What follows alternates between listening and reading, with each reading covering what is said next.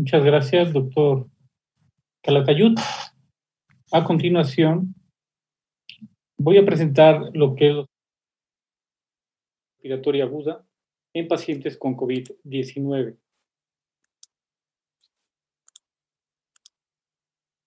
Bien, pues prácticamente lo que entendemos por el fenotipo es el conjunto de caracteres visibles de un individuo que presenta como resultado de la interacción de su genotipo y el medio ambiente, y en este caso por COVID-19.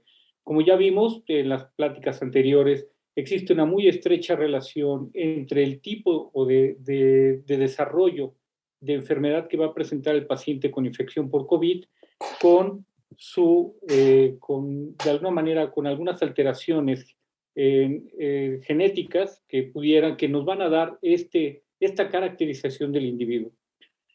Sabemos bien cómo se ha caracterizado desde el principio el desarrollo de los pacientes con COVID. Tenemos una buena proporción. En algunos estudios reportan del 32 al 33% de pacientes asintomáticos. Estas cifras pueden ir incluso hasta el 60%, dependiendo las series, pero hay una buena cantidad de pacientes que contraen la infección por COVID, por SARS-CoV-2 y no desarrollan síntomas ni la enfermedad. Otro grupo es el de pacientes con enfermedad leve, que es la mayoría de pacientes con infección y que van a cursar con la enfermedad sin mayor complicación.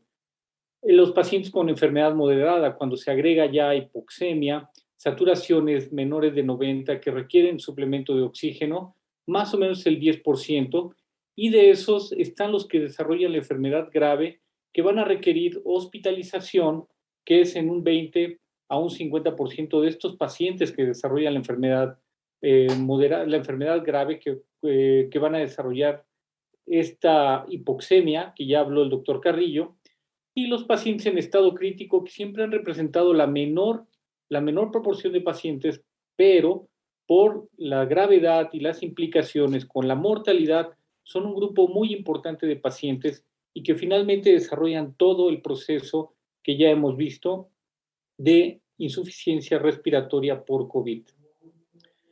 ¿Cómo está la manifestación de la enfermedad? Pues es un continuo, es en evolución en días, ya lo hemos visto prácticamente desde los inicios de las descripciones, con los pacientes asintomáticos, los pacientes con enfermedad leve, fiebre, dolor faríngeo, tos seca, pérdida en el olfato y el gusto, diarreas, debilidad en general, pero la saturación siempre se mantiene arriba de 90. Estos pacientes, por lo general, no cambian de nivel, o sea, estos pacientes, dadas sus características, van a cursar la mayor parte de ellos a la enfermedad leve y van a salir en 14 días sin mayor tratamiento. Tenemos los síntomas de la enfermedad leve en los pacientes con enfermedad moderada, pero que ya se agrega cambios compatibles en la radiografía con neumonía, saturación no mayor de 93 al aire ambiente, pero ya tenemos tos, es más acentuada la enfermedad, pero todavía tenemos no se presenta con tanta, no es remarcada la hipoxemia. Los pacientes, algunos de ellos ya empiezan a desarrollar caída de la saturación por debajo de los 90, 88, sobre todo en la Ciudad de México, aquí en la ciudad de Toluca, por la altura, tenemos un poquito mayor de tolerancia a esta caída de saturación. Pero cuando se agrega ya una caída de la saturación de oxígeno por oximetría, normalmente la reportan menor de 94, pero como les repito, en Ciudad de México, la ciudad de Toluca y otras ciudades más altas, te va a tolerar 90, 88, pero cuando baja de 90, prácticamente ya estamos ante una situación de que se prende la tensión importante y de alguna manera empezar a dar medidas para contrarrestar el efecto o mayor progresión a la misma. Prácticamente las anteriores no requieren de mayor cuidado o mayores tratamientos, pero cuando ya tenemos hipoxemia, tenemos que tener un seguimiento puntual del paciente y en búsqueda de datos de insuficiencia respiratoria, mayor caída de la saturación y incremento de la frecuencia respiratoria. Los infiltrados pulmonares ya son más del 50% en este estadio y por lo general estos pacientes requieren de hospitalización. La evolución a la enfermedad grave, en el menor de los casos, se presenta prácticamente como un síndrome de insuficiencia respiratoria, como ya lo mencionó el doctor Carrillo Spert, el cual va a requerir de intubación orotraqueal, ventilación mecánica. Estos pacientes pueden desarrollar choque séptico y o disfunción orgánica múltiple. Este es el cuadro más alarmante de la enfermedad.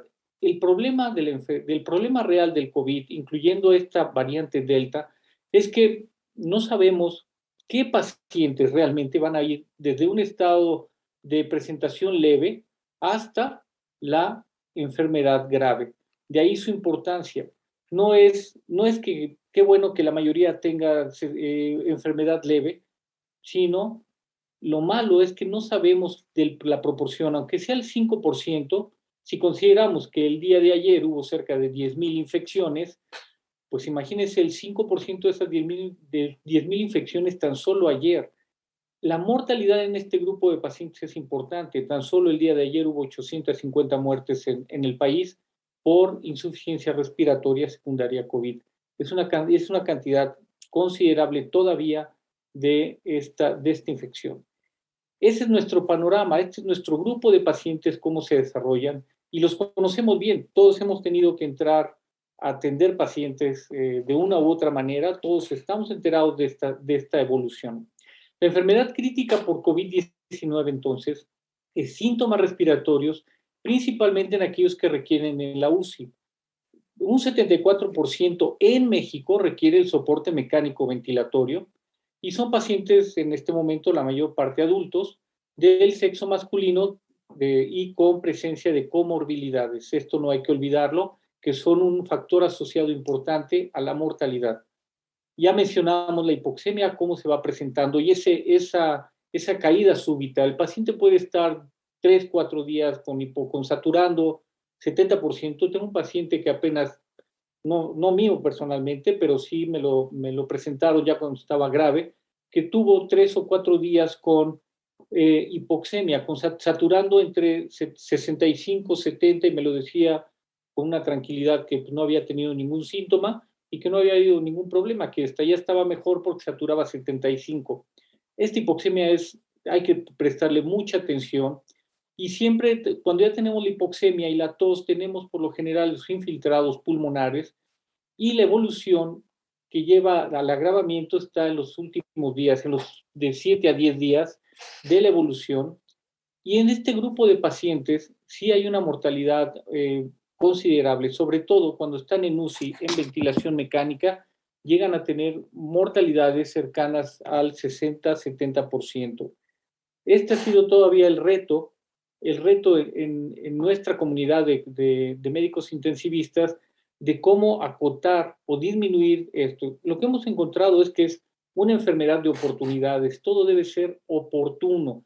El diagnóstico oportuno de la enfermedad moderada a la enfermedad severa, de la enfermedad severa el tratamiento oportuno de oxígeno, el tratamiento oportuno con esteroides, en fin, y identificación temprana para el momento oportuno de intubación orotraqueal e inicio de ventilación mecánica. Ya se ha visto que la enfermedad, como lo comentó el doctor Carrillo, esta enfermedad de insuficiencia respiratoria por COVID es, obviamente la UCI es el 75%, porque prácticamente los pacientes entran para ventilación mecánica. Su mortalidad sigue siendo elevada, y en esta serie se reportaba del 45% de muerte por SIRA. Nosotros estamos todavía mucho más arriba de ese 45%, dependiendo el hospital o dependiendo la región. La mortalidad de ventilación mecánica en México es arriba del 59%, la prevalencia en insuficiencia respiratoria en aquellos que fallecieron, 90%, es decir, seguimos con este concepto de insuficiencia respiratoria aguda por COVID. El problema viene a esta discusión, como ya también lo mencionó el doctor Pérez Calatayud. Se empezó a observar diferencias entre el síndrome de insuficiencia respiratoria aguda, como comúnmente lo conocemos, el SIRA, y que era diferente el comportamiento de los pacientes con COVID. Entendíamos entonces que si nos remontamos al 2003, que el doctor Pelosi habla de cómo es el origen, la insuficiencia respiratoria aguda de origen pulmonar, que afecta principalmente el epitelio alveolar, tiene una respuesta inflamatoria local con un patrón radiológico con áreas de consolidación, baja distensibilidad pulmonar, menor respuesta al PIB y a maniobras de reclutamiento, a la posición prona. Esta era una característica que parecía que el SIRA observado en COVID iba a tener obviamente este patrón. El origen extrapulmonar, pues bueno, estaba afectándose principalmente el endotelio vascular, mediadores inflamatorios a través de la circulación sanguínea, edema intersticial y colapso alveolar, patrón radiológico con imagen en vidrio despulido, alta distensibilidad pulmonar y que responde a PIB y a maniobras de reclutamiento. Y empezó a haber esta discusión en relación a los fenotipos que ahí vamos a tener. Ya se hablaba en un principio de que, bueno, existía un fenotipo L, en donde predominaba la endotelitis vascular pulmonar, se observaba alta distensibilidad pulmonar, ya nos explicó el doctor Carrillo la razón, baja relación ventilación-perfusión, menor edema pulmonar y microtrombosis pulmonar como la observada y comentada por el doctor Pérez Calatayud.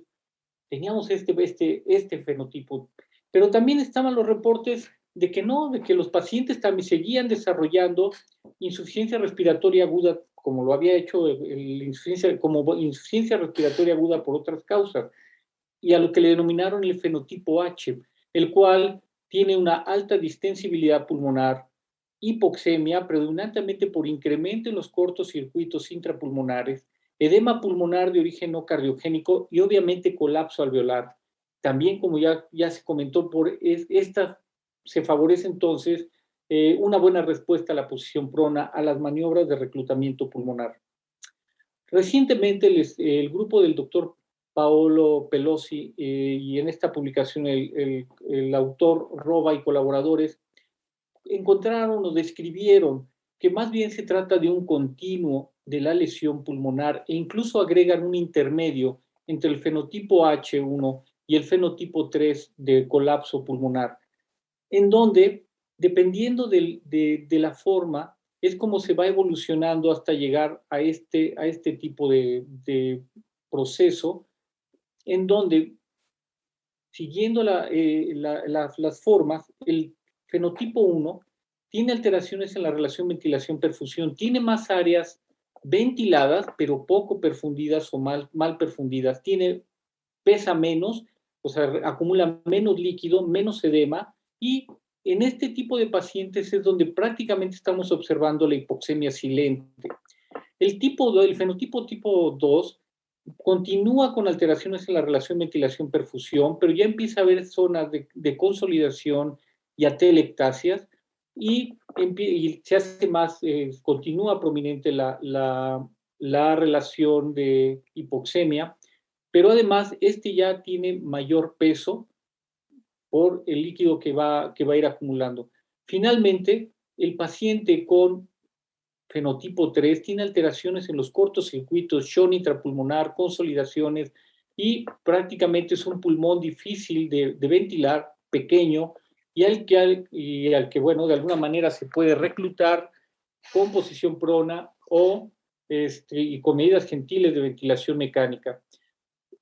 Aquí, volviendo a las oportunidades, cuando los pacientes presentan un pulmón de este tamaño, no hay mucho que ofrecer, ni con el ventilador mecánico. Tal vez son pacientes que de inmediato, al identificar un paciente de este tipo, podría ingresar rápidamente a un ECMO, a una oxigenación por membrana extracorpórea.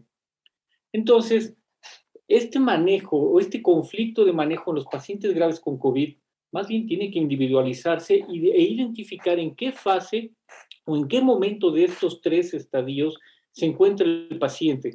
De tal manera que en el fenotipo L vamos a encontrar, entonces va a responder muy bien a oxígeno y a ventilación o a soporte de ventilación no invasiva. Responden bien. Vamos a optimizar la oxigenación, evitar los flujos turbulentos. Vamos a también, ya una vez que se encuentre en la ventilación mecánica, pues darle un tratamiento gentil. Utilizar niveles de PIB medianos, volúmenes corrientes también, pues un poco más permisibles, aunque hoy en día se sigue manifestando que sean 6 mililitros por kilo de peso.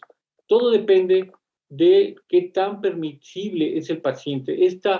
Esta terapia individualizada, tenemos que disminuir la demanda de oxígeno, dar en los pacientes intubados adecuada parálisis, sedación y analgesia. En el fenotipo H, bueno, pues ya estos pacientes vamos a tener que, el objetivo va a ser reducir y distribuir la forma homogénea del estrés pulmonar, procurar no dañar al pulmón, optimizar el oxígeno, evitar los flujos turbulentos y el daño pulmonar. En estos pacientes es muy importante disminuir el daño pulmonar producido por el propio ventilador en su forma de entrega del gas. Utilizar niveles de PIB un poco más altos está permitido. Disminuir los volúmenes corrientes entre 5 y 7 mililitros por kilo, promedio 6 mililitros por kilo. Disminuir la demanda de oxígeno y la posición prona por ciclos prolongados. Pero no nada más eso es ventilación mecánica. Vean ustedes esta progresión en tratamientos. El paciente prácticamente con enfermedad leve y enfermedad moderada, prácticamente el tratamiento va a ser conservador, estar observando al paciente, estar dando seguimiento. Cuando empieza con hipoxemia, tal vez sea el momento de empezar con la dexametasona, antiagregantes plaquetarios o anticoagulación profiláctica, solo cuando presenta hipoxemia y requiere de suplemento de oxígeno. Si no requiere de suplemento de oxígeno, no requiere mayores medicamentos. Una vez que pasa la enfermedad grave, que el oxígeno no está siendo suficiente, que requiere de mayor cantidad de oxígeno, que ya estamos ante una hipoxemia más acentuada con todo y oxígeno, empieza con disnea, el paciente requiere de hospitalización. Ya no es posible atenderlo en casa por estas características.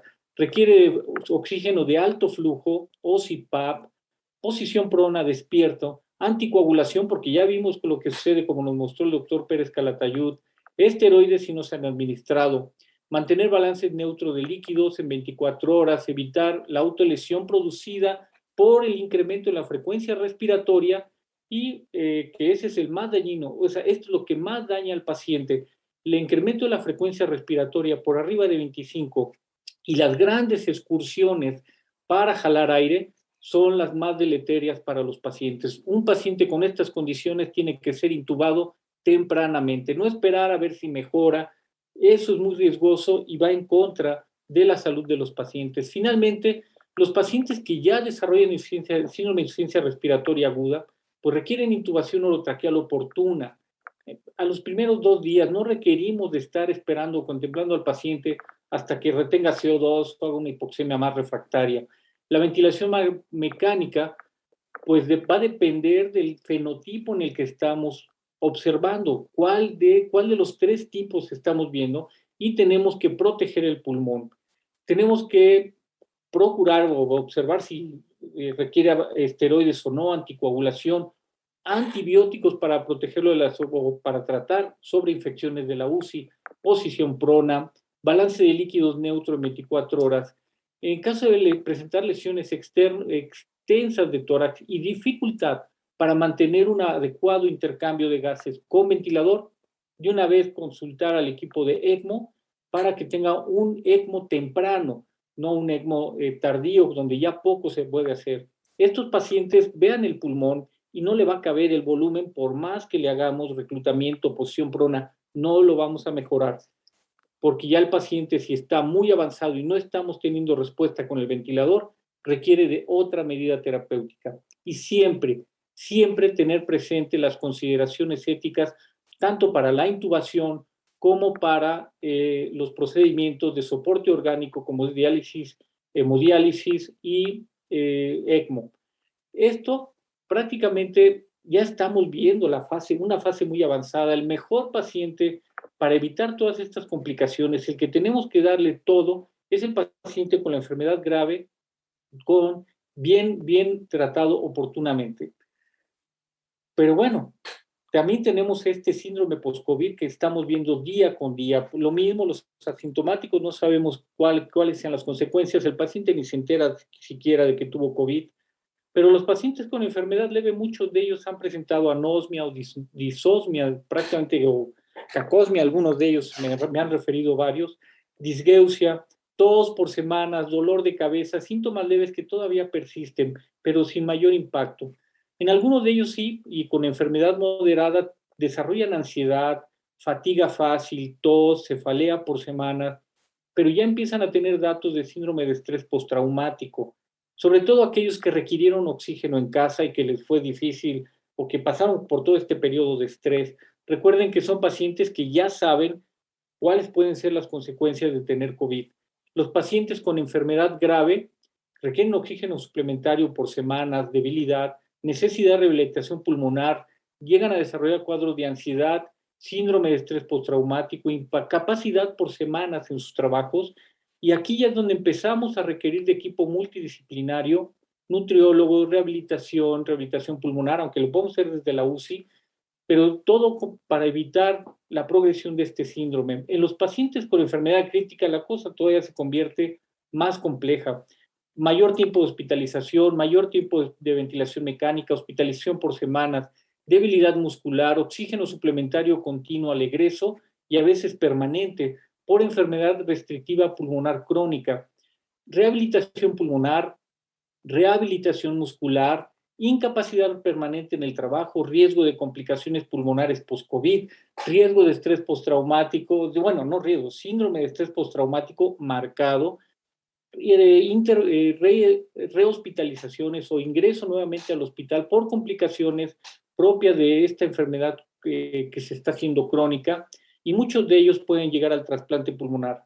También está descrito la muerte de pacientes que por tanto daño pulmonar que tuvieron durante la enfermedad y el tratamiento, pues llegan a fallecer tiempo después del egreso. El equipo multidisciplinario es vital en estos casos. La conclusión entonces, la COVID-19 sigue siendo una enfermedad que se desarrolla en el aparato respiratorio principalmente. Nuestros fenotipos van desde la sintomatología leve hasta la neumonía grave, que puede que desencadene insuficiencia respiratoria aguda, ya sea en la forma de infección intraalveolar o de la inflamación endotelial y microtrombosis. Esta con una mortalidad por arriba del 60%. El clínico deberá estar atento a la dinámica pulmonar e individualizar el tratamiento, perdón por individualizado, a la forma de presentación. Tienen que individualizar el tratamiento. No podemos dar por cartabón las indicaciones. En casos en donde el infiltrado sea extenso, debe utilizarse ECMO como una medida de apoyo en tanto se resuelve la enfermedad pulmonar. Hemos tenido casos, bueno, no en lo particular, pero sí he observado algunos casos por grupos en México de ECMO que pacientes bien seleccionados de forma temprana tienen una mucho mejor evolución en ECMO que en ventilación mecánica. Y el inicio temprano de la rehabilitación pulmonar. Eso es prácticamente lo que tenemos hoy. Es el último tema de nuestro simposio. Y si tienen alguna pregunta, algún comentario, pareciera que todavía tenemos algunos minutos para contestar a sus preguntas.